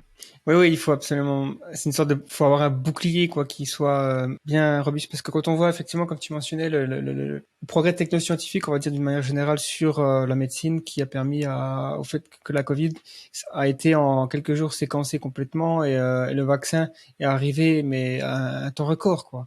Enfin, je m'en souviens, quand c'était une pandémie début 2020, et que il y avait beaucoup d'inquiétudes sur l'évolution de la pandémie, on espérait un vaccin d'ici 3 ans. il me semble, d'ici 3 ans, alors que ça arrivait à moins d'un an, quoi. C'est peut-être trop vite pour certains qui ont eu peur. Ça, faut garder à l'esprit que c'est parce que on avait de la recherche fondamentale et aussi juste de la recherche qui était déjà très très développée sur cette technologie de vaccin à ARN messager. En fait, c'est pas du tout survenu avec la Covid-19. On avait déjà beaucoup de data avec un essai clinique, par exemple en 2002, dans le secteur de la cancérologie, Ouais. où on avait fait exprimer un ARN messager codant pour un antigène de la prostate chez des cellules immunitaires qu'on avait ensuite réinjecté chez les patients afin qu'elles puissent exprimer cet antigène et que donc on ait une meilleure réponse contre le cancer.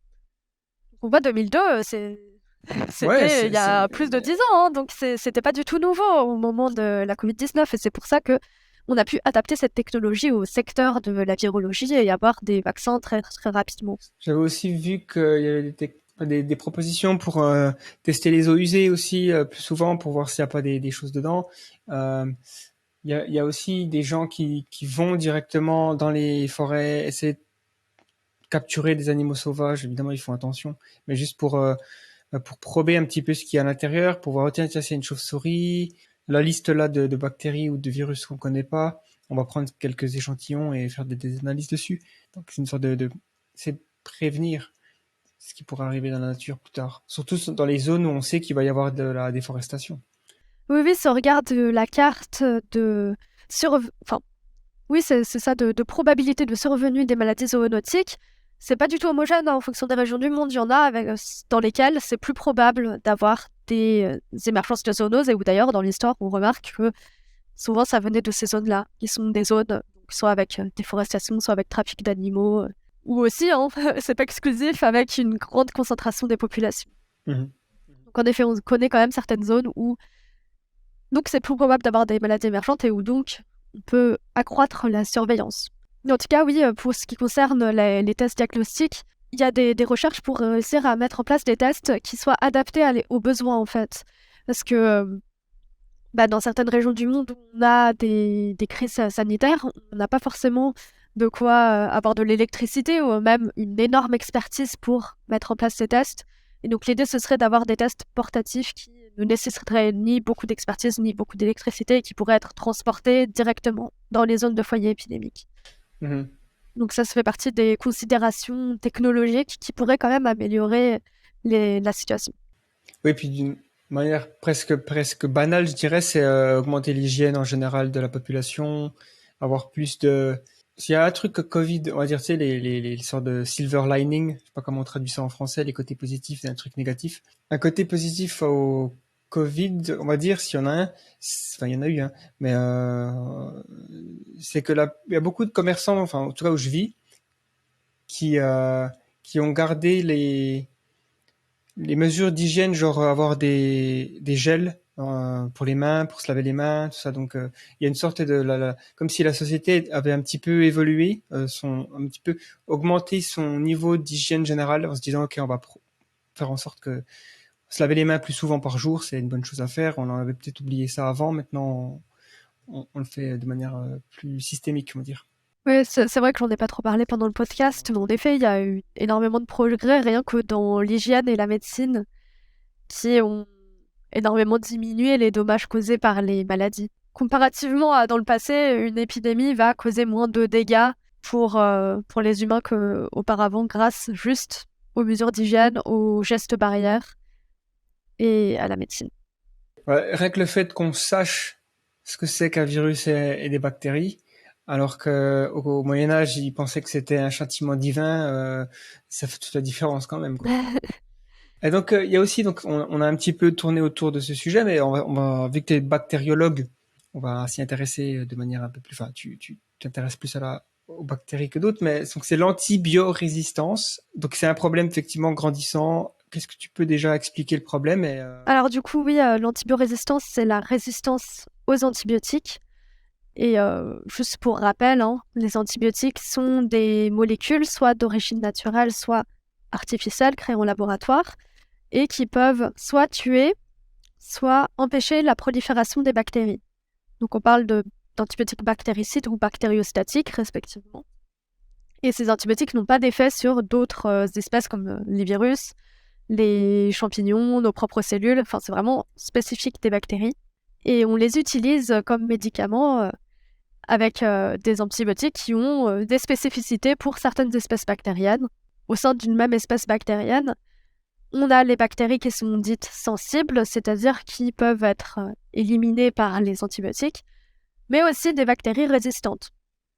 Donc, les résistances aux antibiotiques apparaissent naturellement par les mécanismes que j'ai présentés précédemment avec la possibilité d'avoir des mutations ou alors d'avoir des transferts horizontaux de gènes comme la conjugaison, transduction, tout ce que j'avais parlé auparavant. Le fait d'avoir des bactéries résistantes aux antibiotiques est un phénomène naturel, mais qui peut être accru par nos pratiques et notre usage des antibiotiques. Il faut savoir que dès qu'on utilise un antibiotique à concentration moyenne, on va éliminer les bactéries sensibles, mais sélectionner les bactéries résistantes. Ce seront les seules qui vont pouvoir survivre, et donc elles vont pouvoir plus facilement se multiplier puisqu'elles n'auront plus leurs compétiteurs dans la niche écologique, puisqu'ils auront été éliminés. Donc ça veut dire que c'est important d'utiliser la bonne concentration d'antibiotiques déjà, parce qu'avec une concentration un peu plus élevée, on arrive à saturer les mécanismes de résistance des bactéries et donc à éliminer également les bactéries résistantes.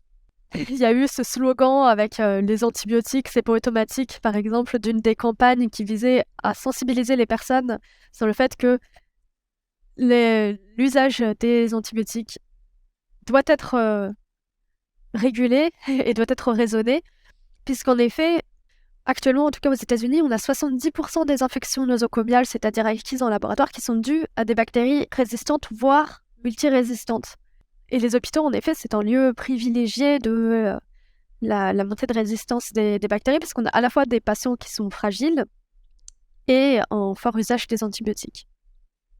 En tout cas, actuellement, ces bactéries résistantes ou multirésistantes sont responsables de 1,3 million de décès par an. Et les prédictions disent que vers 2050, on pourrait avoir 10 millions de décès par an, ce qui ferait des bactéries antibiorésistantes la première cause de mortalité au monde. Donc on voit que c'est vraiment un énorme problème de santé publique et c'est vraiment dû au fait que les antibiotiques sont parfois utilisés pour des infections qui ne sont même pas des infections bactériennes, mais juste des infections virales ou alors des infections bactériennes bénignes qui auraient pu se résoudre sans antibiotiques.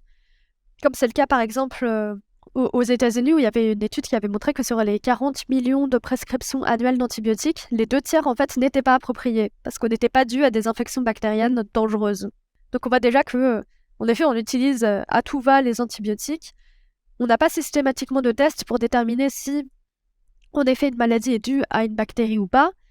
Et encore moins du coup de tests pour déterminer si l'infection bactérienne est due à une bactérie résistante aux antibiotiques ou pas.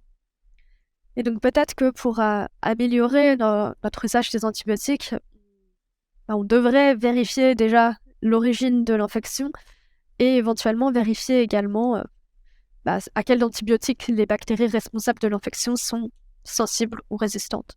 J'imagine qu'un des risques, c'est de revoir des maladies pour lesquelles on avait des bons traitements, des infections tout simplement, qui marchaient très bien avec des antibiotiques actuels, revenir et être finalement causer des morts alors que on pouvait s'en prévenir avant. Donc ça serait forcément un retour en arrière assez terrible, quoi.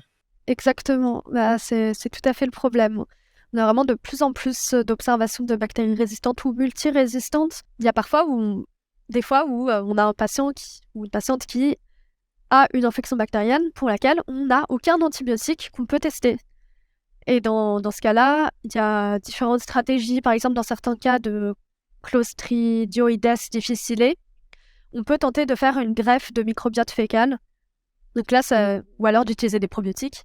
Donc en gros, l'idée, c'est de réintroduire des compétiteurs dans la niche écologique qui est notre système gastro-intestinal pour essayer d'éliminer comme ça la bactérie et de l'empêcher de rester là, ou alors d'utiliser des antibiotiques qui sont devenus moins efficaces mais à des très très fortes concentrations pour essayer de saturer les mécanismes de résistance.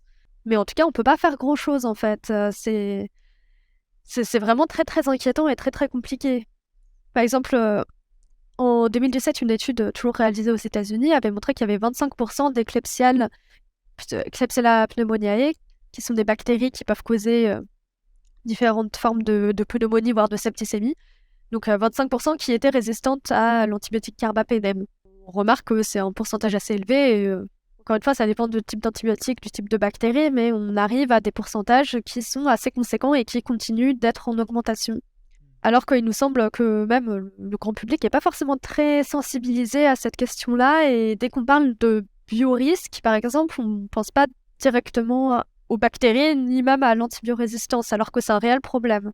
Ouais, c'est vrai que c'est clairement négligé. Et je pense que est-ce que aussi c'est causé par le fait qu'on donne des antibiotiques, comme tu disais, aux animaux d'élevage, presque, en fait, en permanence. Et donc ces animaux-là, c'est des foyers à bactéries résistantes, quoi.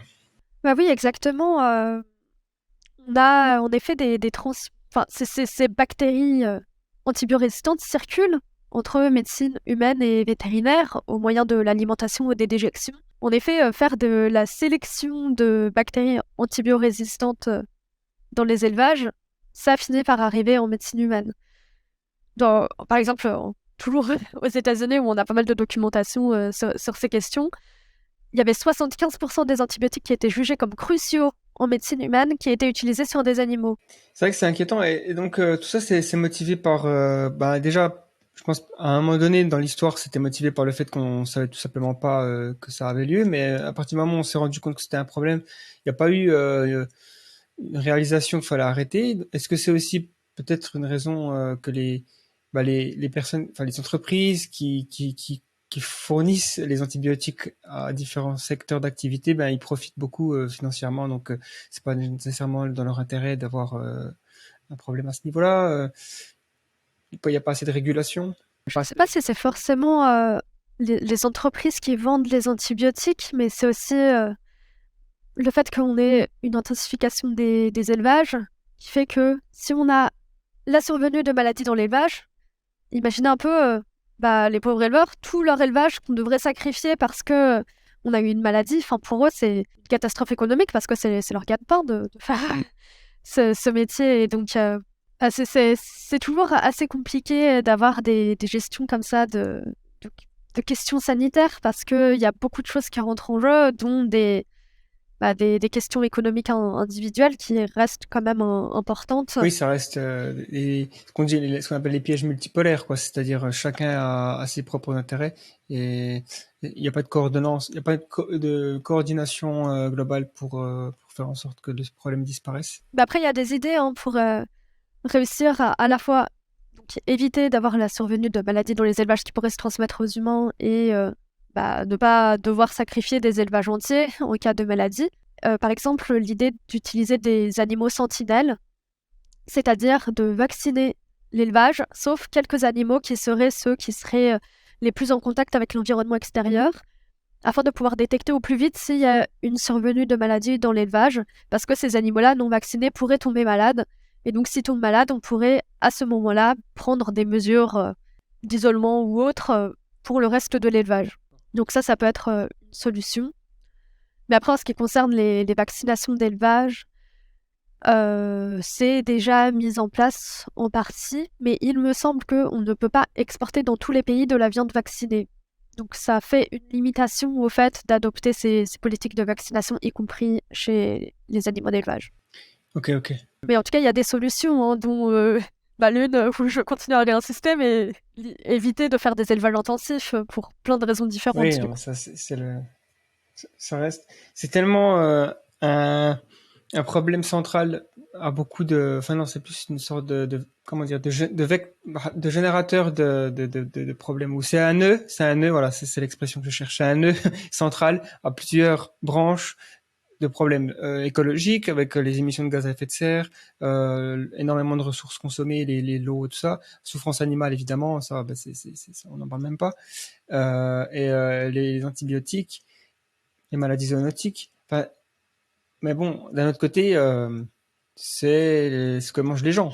Et donc c'est compliqué, mais la solution ce serait la viande cellulaire peut-être, et d'arrêter d'avoir des élevages tout simplement. Peut-être que ça arrivera en 2100, si on est optimiste. Je pense que même sans être drastique, rien que de diminuer la consommation de viande permettrait déjà d'améliorer pas mal la situation. Oui, petit à petit, quoi. C'est vrai. Et donc, donc pour inverser la tendance, là, à la résistance aux antibiotiques, les pistes, donc tu en as mentionné quelques-unes. Il y en a d'autres Donc déjà, en effet, comme je l'avais dit, raisonner l'usage des antibiotiques. Il faut savoir que on a différents types d'antibiotiques. On a ceux à large spectre qui vont pouvoir toucher plein d'espèces bactériennes différentes, parce que souvent, c'est des antibiotiques qui ciblent des motifs conservés au sein de ces espèces, et des antibiotiques plus spécifiques.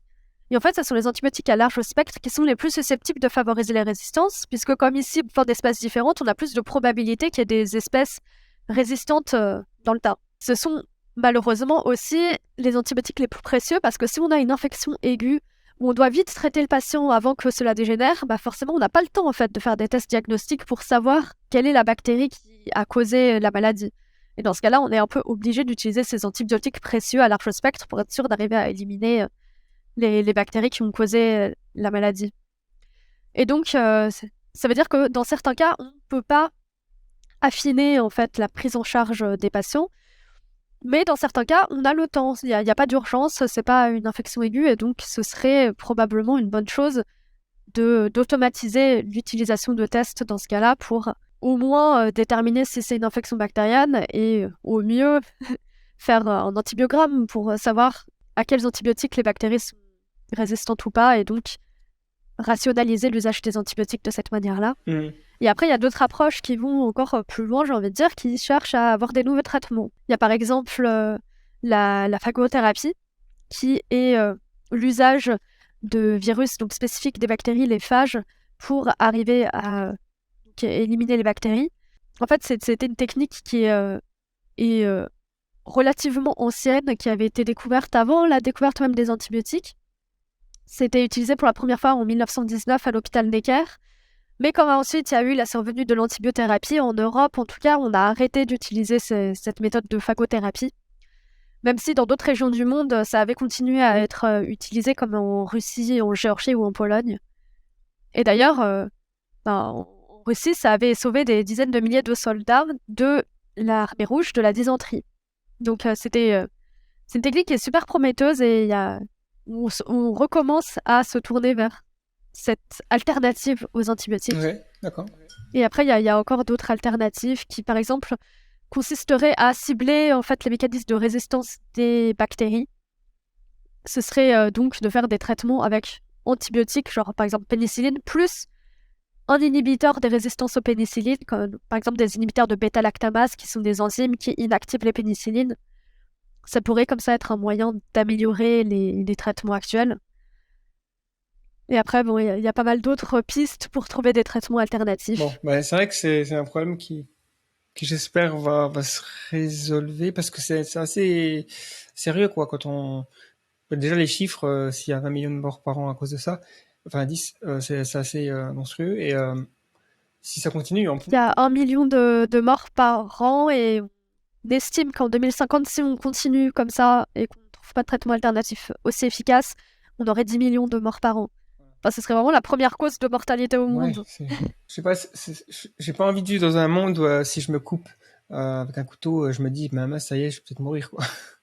C'était le cas à l'époque. C'est exactement ça. Toutes les chirurgies, de nouveau, ça représenterait une menace pour notre survie. Pareil, il y a des traitements comme les chimiothérapies, où on a un traitement antibiotique pour pouvoir ensuite avoir cette prise en charge anticancéreuse. Et de nouveau, ce serait remis en question. Mais pareil, lors de l'accouchement, les femmes risqueraient de nouveau de mourir en couche. Enfin, ce serait vraiment catastrophique d'imaginer un monde sans antibiotiques. Ouais, ça a vraiment changé la face de la planète. Il y a aussi quelque chose que j'avais entendu qui était potentiellement... Enfin, qui fait partie du couteau suisse des solutions, on va dire, qu'on a pour... Alors, c'est pas vraiment pour l'antibiorésistance, mais c'est pour les maladies qui ont pour vecteur les moustiques. Donc, on dit souvent que l'organisme sur Terre qui est le plus dangereux pour l'homme, c'est le moustique, puisqu'il tue énormément de personnes indirectement à cause des virus qu'il contient. Et une solution, c'est d'utiliser ce qu'on appelle le forçage génétique, ou en anglais gene drive, pour insérer un certain nombre de gènes qu'on a modifiés donc dans ce moustique, dans une population de moustiques, pour soit les rendre stériles, et donc ça pourrait dire peut-être à un terme éradiquer les moustiques de la surface de la planète si vraiment on pousse le truc à fond, ou alors on pourrait peut-être potentiellement les rendre moins susceptibles de pouvoir porter la malaria par exemple, enfin le paludisme ou d'autres maladies qui c'est peut-être un peu plus soft, disons, que éradiquer une espèce entière, parce qu'on ne sait pas les conséquences, tout ça. Est-ce que qu'est-ce que tu penses de tout ça? En effet, il y a pas mal de stratégies qui partent du constat que les vecteurs nous transmettent des maladies. Il y a déjà eu des plans de réponse comme ça à des maladies comme, oui, probablement comme le paludisme ou encore, je crois, Zika, ou des stratégies en utilisant des insecticides pour éliminer les vecteurs lorsqu'il y avait des montées de ces maladies étaient efficaces. Et donc, il y a des stratégies qui ont décidé d'aller plus loin en faisant des moustiques OGM pour en effet essayer de diminuer la fertilité de ces espèces. Mais ça, en tout cas, ces stratégies qui passent par des OGM semblent peut-être assez risquées parce qu'on ne sait pas en fait comment ces espèces risquent d'évoluer dans la nature. Mais en revanche, il y a d'autres stratégies qui me semblent plus prometteuses, comme celle qui utilise l'infection par une bactérie qui s'appelle Wolbachia. Et en fait, lorsque les moustiques sont infectés par cette bactérie, on remarque qu'ils sont moins susceptibles de devenir des vecteurs.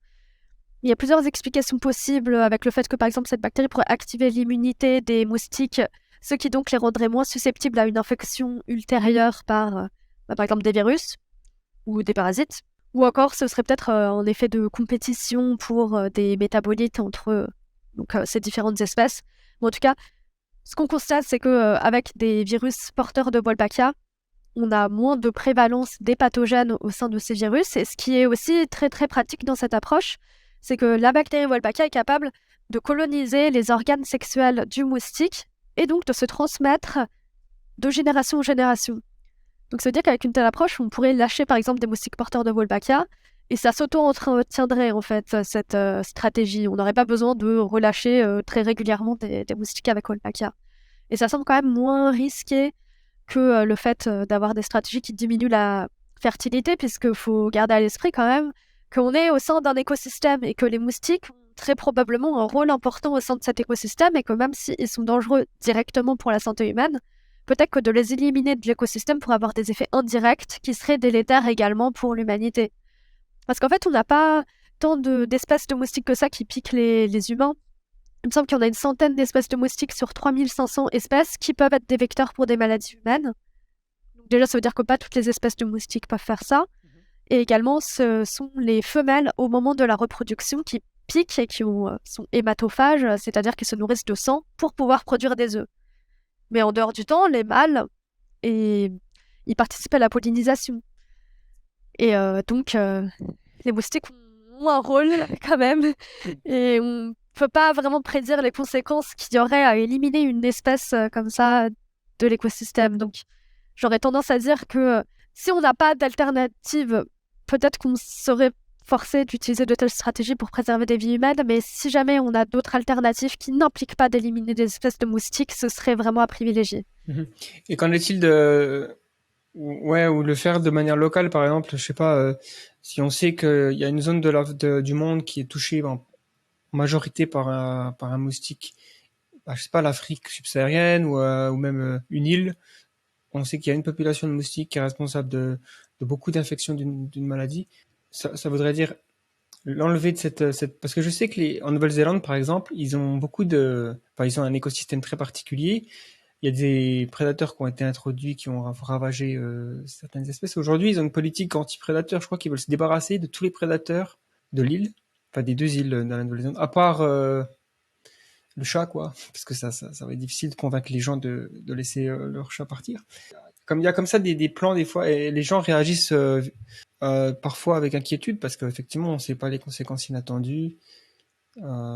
Forcément, si une espèce existe, elle a sa place en principe dans l'écosystème.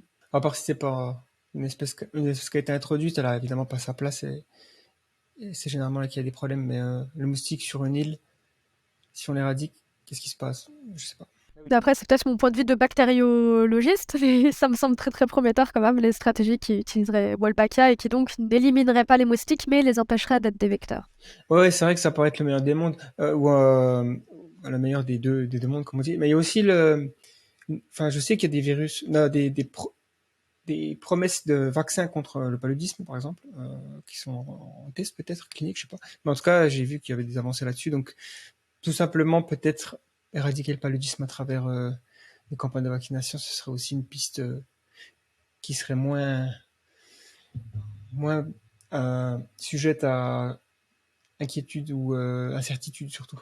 Et donc, bah voilà. Oui, non, il y avait une question aussi que j'avais pour concernant encore les vaccins. Je sais j'avais regardé un documentaire sur Netflix qui s'appelait Pandémie, je crois, hein, carrément, mais c'était sorti avant la Covid. Donc c'est intéressant. Il y avait presque science-fiction de regarder des documentaires aujourd'hui parce que voilà. Mais il parlait d'un type là qui est aux États-Unis, je crois, enfin une équipe de recherche qui travaille à un vaccin universel contre la grippe, dans l'idée d'avoir un vaccin qu'on pourrait prendre peut-être une fois dans sa vie et qui immuniserait contre toutes les futures mutations de la grippe. Est-ce que c'est un fantasme à ton avis ou est-ce qu'on peut imaginer ce genre de solution presque trop belle pour être vraie? Bah déjà, ce qu'on peut constater, c'est qu'en effet, on a fait d'énormes progrès technologiques en matière de vaccination et je ne peux pas anticiper les progrès technologiques qu'on pourra faire dans l'avenir. Donc, j'aime pas dire qu'on n'arrivera jamais à faire quelque chose. Donc, je dirais que je sais pas si on arrivera dans le futur à faire ça, mais en tout cas, aujourd'hui, on a du mal.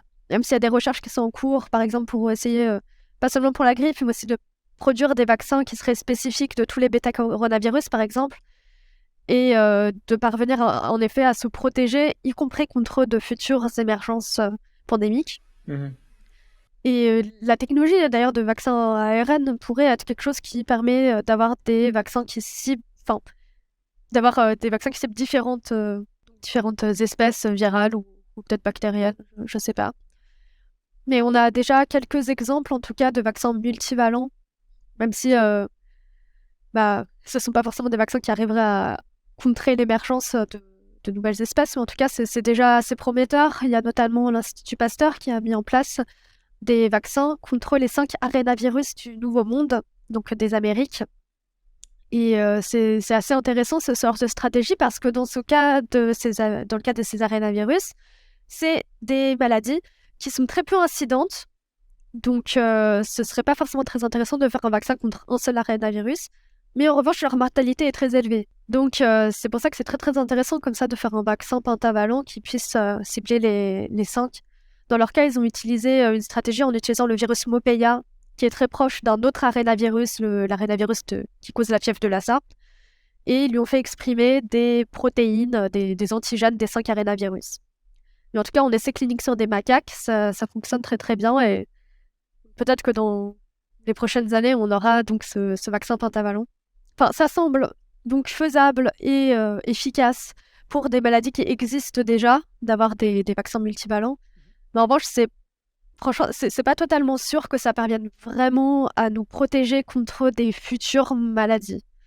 Parce qu'il y aura probablement toujours une course aux armements entre les pathogènes et la médecine humaine.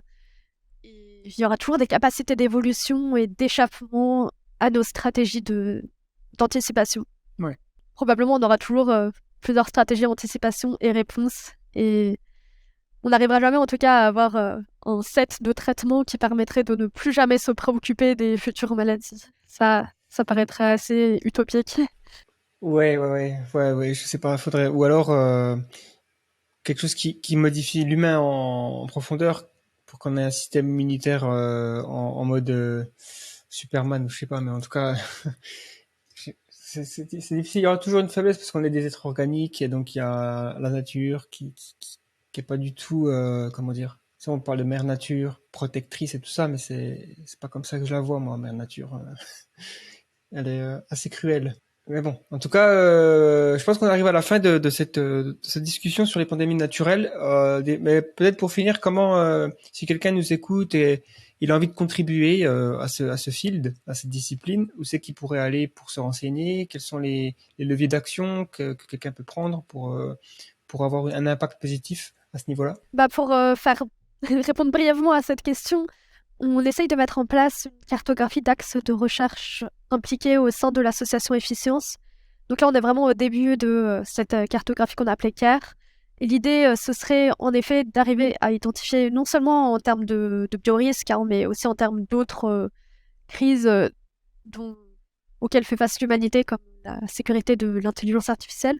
Donc on essaye de mettre en réseau les différents axes de recherche et de leur mettre une sorte de priorisation en fonction de la négligeabilité, de l'ampleur et de la faisabilité en fait des mesures. Est-ce qu'on peut faire vraiment quelque chose pour limiter ces risques dont fait face l'humanité?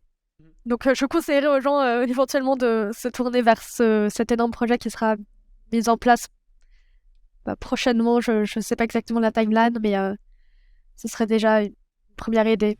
Ok, je mettrai en tout cas tout ce qu'il y a dans la description s'il y a besoin. Et donc, on se retrouvera aussi prochainement pour faire un podcast sur ce qu'on appelle les pandémies artificielles ou l'ingénierie de pandémies ou de virus, qui est aussi une dimension encore plus effrayante, je dirais, que tout ce qu'on a parlé aujourd'hui. Donc, ça va être la joie. Probablement, oui. Merci d'avoir suivi cet épisode.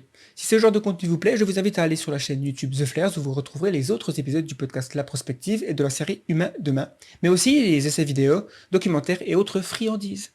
Tout ça est sur notre site et bien plus. Si vous voulez nous soutenir, vous pouvez le faire financièrement sur Tipeee, YouTube ou en achetant nos contenus premium sur le site, mais tout simplement en partageant ou encore de nous écrire une revue ou un commentaire. C'est une façon simple et rapide de nous donner un véritable coup de pouce. Merci et à bientôt. L'Internet des objets. L'intelligence artificielle vous intéresse ? Accédez aux derniers livres audio, podcasts et livres électroniques en un seul endroit. Trouvez votre source d'inspiration sur farnell.com/multimédia. Farnell, votre fournisseur de produits électroniques et industriels.